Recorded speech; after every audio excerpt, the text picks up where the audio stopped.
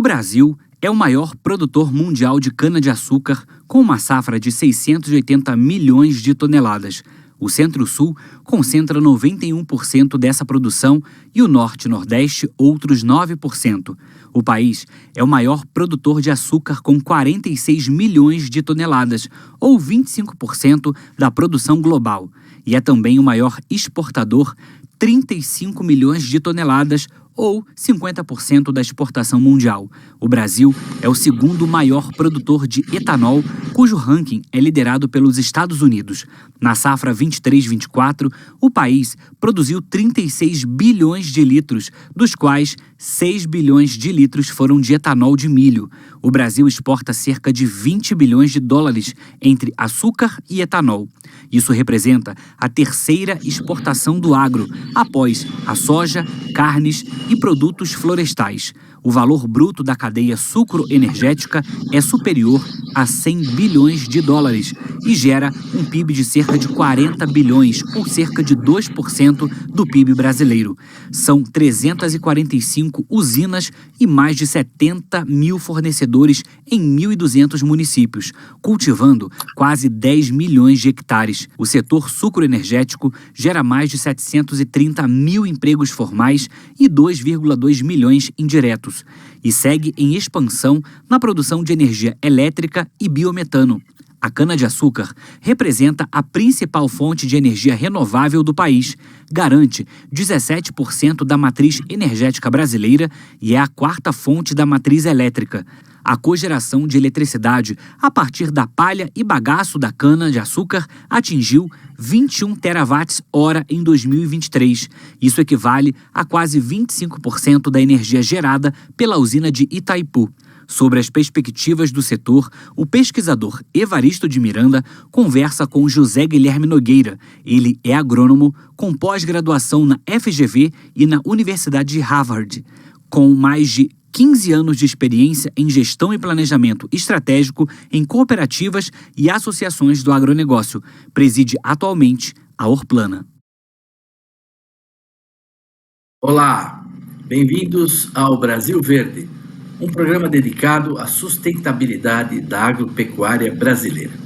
E a cana-de-açúcar é um desses pilares da sustentabilidade da nossa agropecuária e até da nossa economia, porque além de produzir açúcar, a cana produz também o etanol, não é um combustível limpo, importantíssimo, pratica também o uso, a reciclagem dos seus resíduos, gerando energia elétrica, e agora entra cada vez mais também no campo da produção de biometano. Para falar sobre todos esses temas e sobre novidades e desafios que enfrenta a cana-de-açúcar no Brasil, nós temos a alegria de receber hoje no Brasil Verde o José Guilherme Nogueira, que é o presidente da Orplana. Bem-vindo ao Brasil Verde, Guilherme. Obrigado, Evaristo, a todos os amigos da Band. É sempre um prazer estar com vocês aqui, falando um pouquinho sobre o nosso setor sucroenergético. O prazer é nosso receber aqui. Você dirige uma instituição muito relevante, com um grande número de associados, abrangência. Depois você vai nos explicar um pouco isso. Mas antes da gente entrar já no assunto cana, você não nasceu num canavial, não, né? Conta aí, como é que é a sua história, como é que você chegou no lugar que você está hoje?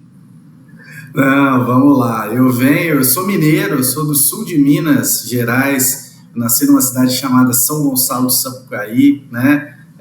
Ali na cadeia cafeeira e na cadeia do leite, então eu sou um pouquinho café com leite, mas vim muito cedo para a região de Ribeirão Preto, eu vim mudar para Orlândia, onde meu pai teve uma oportunidade de trabalho aqui na época. Então, moro dentro do setor sucroenergético aí praticamente desde quando eu nasci. Eu só nasci mineiro e aí depois voltei para Minas também para acabar de estudar, enfim, mas toda a minha fase foi muito voltada dentro do setor sucroenergético, com pais produtores, com avós produtores, enfim. Então isso sempre trouxe e está no DNA meu aqui, de toda a família, Evaristo. Muito bom. Agora, quem está nos assistindo, claro, conhece a cana-de-açúcar, já tomou garapa, caldo de cana, não é? Consome açúcar, usa etanol no carro, se não sabe, está usando na gasolina, mas o fato é que toda essa cana que a gente vê no estado ela está organizada quase que em dois mundos, né? Os proprietários mesmo de usina, com as suas áreas, suas fazendas, e também um número aí de 70 mil fornecedores, né? Pessoas que não são donas de usina, mas que fornecem essa cana. E isso tem várias associações. E a Orplana é um pouco uma federação de tudo isso. Explica um pouco para nós, assim, como é que é a Orplana, o trabalho que vocês fazem, enfim, naquilo que você achar relevante, né? Você trouxe isso muito bem, né, de forma até didática, porque realmente, aos olhos da pessoa que não conhece, às vezes está lá uma pessoa andando pela Anhanguera, ou pela Raposo Tavares, ou por qualquer grande rodovia aqui do estado de São Paulo, ele olha o canavial, ele não sabe de quem que é aquele canavial, se é um canavial de produtor, se é um canavial de um usineiro, ou se é de uma usina, e até para que serve toda aquela cana, né? Então, hoje praticamente 40%, né, de 37% a 40% de toda a cana moída no Brasil é oriunda de produtor de cana, que a gente chama de produtor independente de cana. O restante é cana própria da usina, né, ou de acionistas daquela usina. E o produtor, ele trabalha naquela atividade como trabalha na soja, como trabalha no milho, como trabalha no algodão, como trabalha em qualquer outro negócio, né? Então, para isso, a organização, que é a Orplana, ela auxilia, né, em toda a sua defesa, em toda a representatividade desse produtor. Então, atualmente, a Orplana possui 35 associações filiadas, né, no Brasil todo, principalmente, claro, no Centro-Sul, até pelo volume de cana, ser um volume muito expressivo, né, 90% da moagem acaba sendo dentro da região Centro-Sul. Quando a gente fala Centro-Sul, é principalmente São Paulo, Minas, Goiás, Mato Grosso do Sul, e um pouquinho só em Mato Grosso. Mato Grosso ainda está crescendo em cana-de-açúcar, né? E também no Nordeste, aí, com 2 estados, aí, 3 estados preponderantes, que é o estado de Alagoas, que moe aí 20 milhões de toneladas, que é o principal estado da região Nordeste, seguido da região de Pernambuco, do estado de Pernambuco, Sergipe e um pouquinho da Paraíba também. Então, toda essa parte do Brasil, e onde tem cana, a Orplana está ali junto com o produtor, junto com uma associação filiada à Orplana, para representar ele e principalmente ajudar ele nas suas demandas. Exatamente. É um setor muito moderno, né, que usa uma mecanização muito pesada, né? É um setor que gera muito emprego na indústria metalúrgica, né?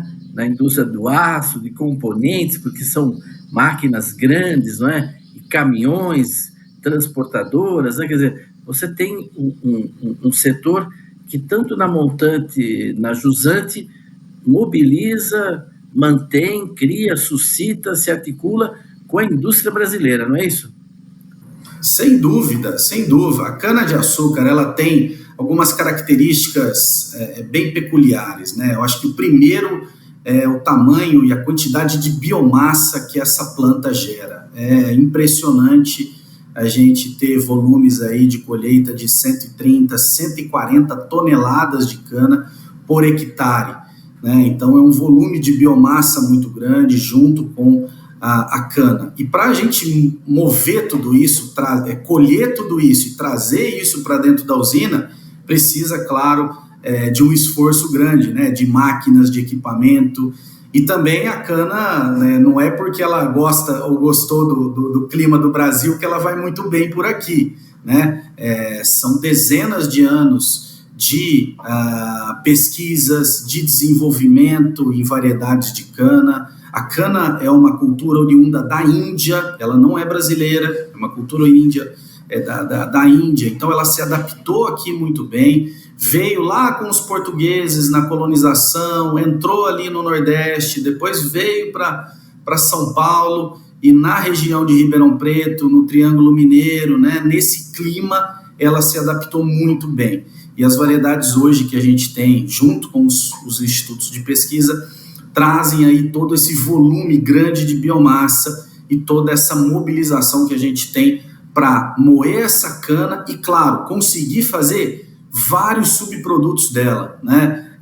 igual por exemplo, a soja, o próprio boi, que você tem vários subprodutos, a cana não é diferente. Então, a gente consegue extrair num primeiro momento, é muito fácil a gente perceber o açúcar, né, e o etanol num segundo momento, mas também, como a gente sabe, a própria garapa, a vinhaça, né, que muita gente chama de garapão também, ou vinhoto, então ele tem alguns nomes regionalmente falando, que ajuda também na própria economia circular da cana. Então o garapão ou a vinhaça, ela é um subproduto do processo de etanol que volta dentro da cana-avicultura. Então, temos o biometano, a bioeletricidade através do bagaço, os pallets, né, ou melhor, os pellets, né, feitos através do bagaço de cana para levar para os aquecedores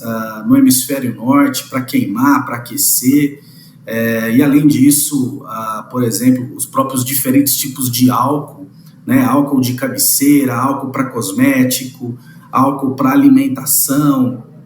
Então, não só o álcool, o etanol que faz, mas os N produtos que a cana consegue originar e trazer para a gente. Muito bom. Olha, você deu uma bela visão desse conjunto para quem está nos assistindo. Nós vamos fazer agora um pequeno intervalo e já já a gente volta conversando com o José Guilherme Nogueira, lá da Orplana, lá de Ribeirão Preto, falando desse universo, né, que é o cultivo da cana-de-açúcar. 1 minuto e a gente já volta.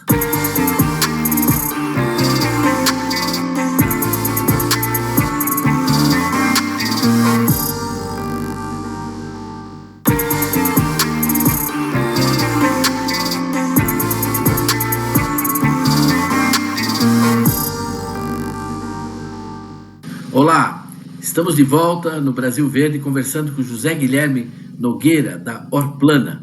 Na primeira parte do nosso programa, ele deu uma visão geral, não é, sobre a cana-de-açúcar, também sobre a Orplana, essa organização que associa várias associações de produtores. Falamos de todos os produtos, subprodutos da cana-de-açúcar que não param de se diversificar, não é? Zé Guilherme, eu queria te perguntar, a cana-de-açúcar ela teve um passado, né, claro, lá atrás, com mão de obra escrava, né? Depois ela passou a ter trabalhadores, inclusive migrantes europeus, né? Muitos deles até se tornaram donos, né, de usinas onde eles trabalharam, né? Teve toda uma evolução na história da cana-de-açúcar e também uma grande evolução tecnológica, né, com a mecanização. E no passado a gente ouvia muito em São Paulo a queima da cana, o problema do boia fria, tudo isso hoje é passado, né, na cana-avicultura paulista? Sem dúvida, Evaristo. A cana, ela está entranhada na cultura e em todo o desenvolvimento do Brasil que nós tivemos. Claro que o passado da cana, né, vamos dizer um passado recente, de 1988 para frente, né, a cana tinha métodos, né, de colheita para facilitar a colheita, até para aquela biomassa ser muito grande, e o corte era manual, não existia máquinas para cortar a cana naquela época, se queimava a cana. Então a cana queimava-se as folhas e principalmente boa parte ali de plantas que tinham junto ali com a cana para facilitar o corte do canavial. Então era simplesmente para isso, né? E aí viu-se que com o desenvolvimento não somente de máquinas, mas da indústria e dos subprodutos, né, além de você estar agredindo o meio ambiente com toda aquela fuligem, aquela fumaça toda, você estava queimando praticamente dinheiro, porque tudo aquilo ali você consegue transformar, sim, em energia, você consegue transformar em bioprodutos para realizar a captação de recursos em cima disso. Então não foi à toa que a partir ali de 2003, 2004, com o advindo de grandes máquinas de colheita de cana, né, e todo o processo ali de ajuste, saindo a colheita manual para a colheita mecanizada, a canavicultura teve essa transformação muito grande. Então, hoje a gente se fala somente em cana crua. No centro-sul do país, né, não é nem permitido fazer a cana queimada, somente alguns casos bem pontuais, tá? Isso nem precisa de uma série de requisições e liberações, mas isso não acontece. Acontece um pouco ainda no Nordeste do Brasil, onde tem uma dificuldade ali ainda, principalmente por ser uma região mais montanhosa, mas mesmo assim tem data final para acabar a colheita de cana queimada, tá? E principalmente também os cortadores de cana. Então esse é um trabalho bem desgastante. A gente sabe que para o ser humano qualquer trabalho braçal é muito dificultoso, não somente na cadeia da cana, mas na cadeia do café, na cadeia do leite. A gente vê isso em todas as cadeias, onde exige um esforço humano contínuo, sob sol, sob condições difíceis, mas tudo isso gerou riqueza e gerou uma riqueza grande para que a gente continuasse a avançar agora no presente. Então, a cana do presente é uma cana que não é queimada, que o produtor ou que a usina não querem queimar, até porque você está perdendo dinheiro, você perde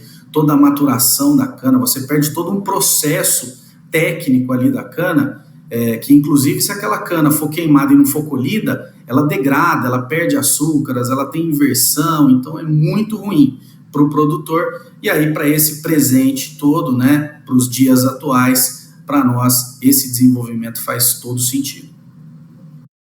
Na Embrapa, quando eu estava na Embrapa Territorial, nós fazíamos monitoramento de queimadas, incêndios, né? Então, nos mapas do estado de São Paulo dos anos 90, você tinha uma grande concentração de fogo, né, dado o uso na colheita da cana-de-açúcar. Depois é impressionante, se você comparar isso com 2010, 2015, desapareceu totalmente, né, totalmente esse uso do fogo, né, na agricultura, no caso da cana-de-açúcar, né? Há pouco você dizia, né, da cana que chega a 120, 130 toneladas, né, de biomassa por hectare de cana, né, porque tem mais uns 30 ali de palha, de ponteiro, de enraizamento, etc. É uma cultura muito ecológica, né, porque você não ara a terra todo ano, você não revolve o solo, deixa uma biomassa enorme ali, protegendo o solo, né, da chuva, da erosão, enfim, enriquecendo com a matéria orgânica, e como você disse, a própria vinhaça, né, esse resíduo aí da produção industrial, volta para o campo em cima dessa palhada. Enfim, os agricultores evoluíram muito. Mas o ano passado nós tivemos um problema de fogo, né, na cana-de-açúcar aqui em São Paulo, problemas terríveis que trouxeram realmente prejuízo, né, econômico, financeiro, prejuízo ambiental, não é? Dá para você explicar como é que isso aconteceu? O que foi isso? Foi sim, Evaristo. Para nós foi um ano muito atípico também. A gente monitora os incêndios. Esse acaba sendo um risco grande pelo próprio volume de biomassa. E nós tivemos alguns fatores que, infelizmente, contribuíram para que isso acontecesse, né? O primeiro ponto, obviamente, a gente chama de triplo 30, que são acima de 30 graus Celsius, abaixo de 30% de umidade e ventos acima de 30 km por hora. Então, esse triplo 30, ele traz aí uma condição de risco de incêndios muito grandes, né? Só que o incêndio ele não vem espontâneo, ele não começa de forma espontânea, né? Todo fogo, a grande maioria das vezes, é por uma ação humana, né? E no caso dos produtores de cana e no caso das usinas, como a gente já mostrou, não é de interesse nenhum, o produtor não vai colocar fogo para queimar dinheiro dele, em nenhum momento, isso até com todo o risco que a gente falou da perda de produto, perda de qualidade e até o processo de colheita.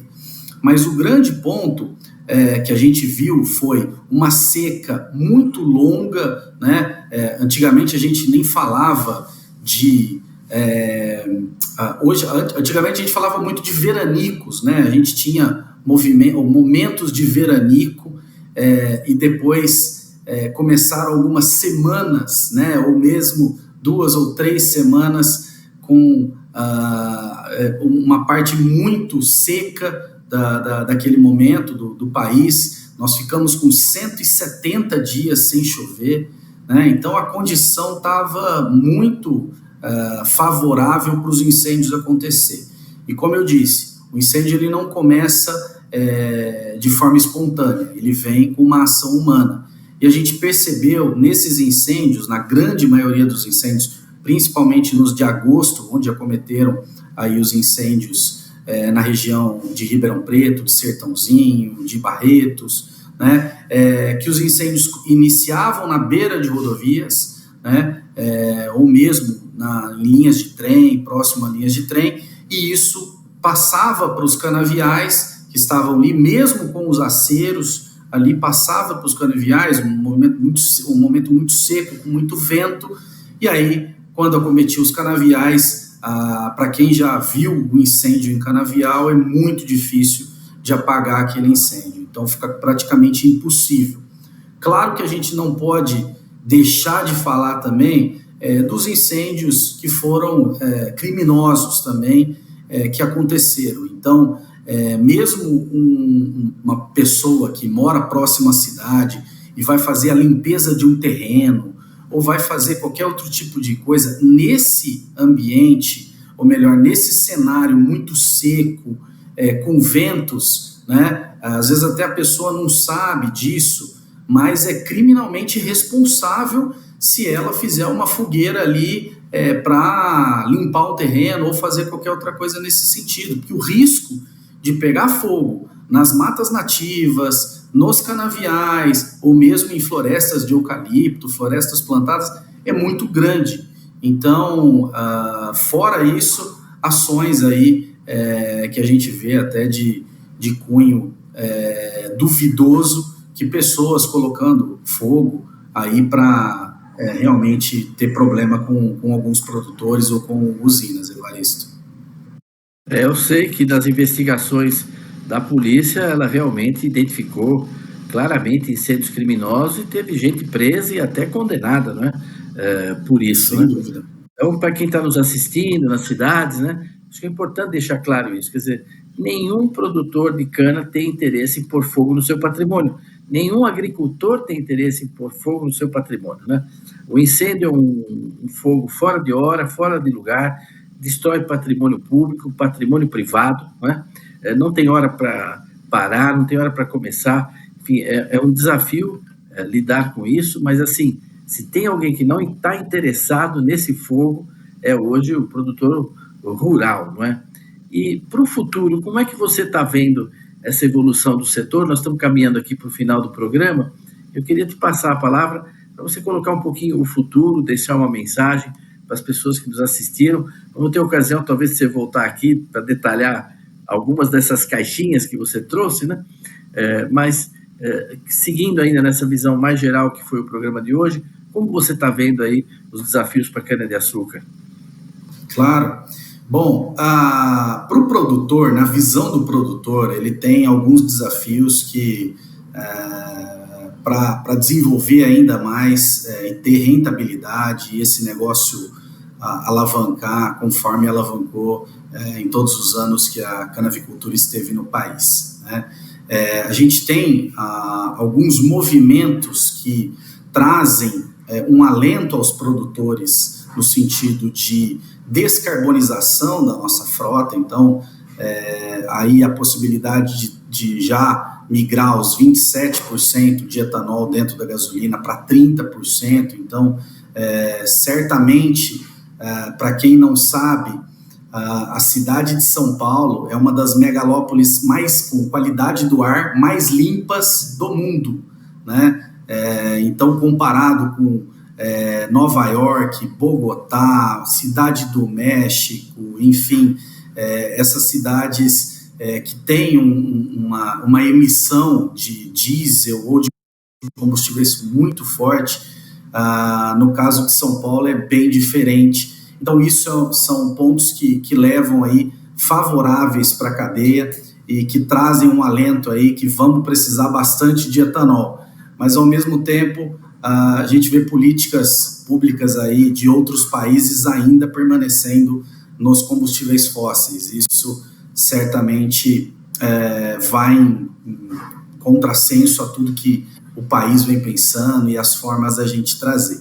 Trazendo isso para dentro do Brasil, um grande desafio, não só na cadeia da cana, mas em todas as cadeias, da robotização, da automatização que vem acontecendo nas fazendas, né? Então, a robotização é uma área que vem acontecendo, e principalmente na cana, de uma maneira acelerada. Então, a gente já vê robôs autônomos, né? Já tem uma máquina já que ele faz a aplicação para ervas daninhas, você não precisa de gente, você não precisa com painéis solares, isso já acontece, tem crescido muito isso, né? Equipamentos também, a busca de equipamentos autônomos. Então, a canavicultura ela é sempre na vanguarda de buscar equipamentos e processos também para facilitar a vida do produtor de cana, isso na atividade canavieira. E claro que o Brasil não pode ficar de fora, então a gente vê um movimento grande nesse sentido, né? E claro, trazendo uma economia circular, conseguindo a cana fazer ainda mais o Brasil se desenvolver e garantir aí empregos e renda para não somente nas grandes cidades, mas principalmente no interior do país, compartilhando, gerando e trazendo riqueza do nosso agronegócio para nós brasileiros. Olha, Zé Guilherme, agradeço muito a sua participação no programa. Acho que teremos ocasião no futuro de vê-lo de novo aqui para discutir mais aspectos ligados à cana-de-açúcar no Brasil. Queria agradecer também a todos que nos acompanharam e convidar vocês a estarem de novo conosco aqui a semana que vem para mais um Brasil Verde. Até lá!